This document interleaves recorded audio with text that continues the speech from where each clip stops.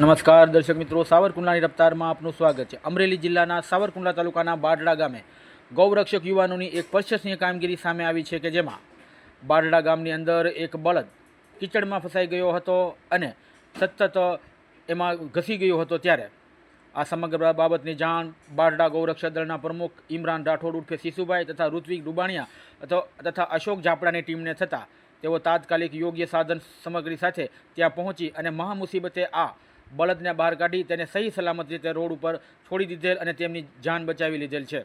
ત્યારે અવારનવાર બારડા ગામની અંદર તેમજ આજુબાજુના વિસ્તારોની અંદર આ ગૌરક્ષક દળની ટીમ દ્વારા અવારનવાર ગૌ માતાઓ અને બળદોની રેસ્ક્યુ કરી તેમજ અન્ય મૂંગા પ્રાણીઓનું પણ રેસ્ક્યુ કરી અને જીવદયાનું કાર્ય કરવામાં આવ્યું છે અને આવી રહ્યું છે। ત્યારે આ સમગ્ર બારડા પંથક તેમજ સાવરકુંડલા શહેર અને આજુબાજુના ગ્રામ્ય પંથક દ્વારા બારડા ગૌરક્ષક દળની કામગીરીને બિરદાવી અને નવયુવાન યુવકોને અભિનંદન અને શુભકામનાઓ પાઠવેલ છે। Bureau report, સાવરકુંડલાની રફતાર, Imran Rathod, શિશુભાઈ બારડા।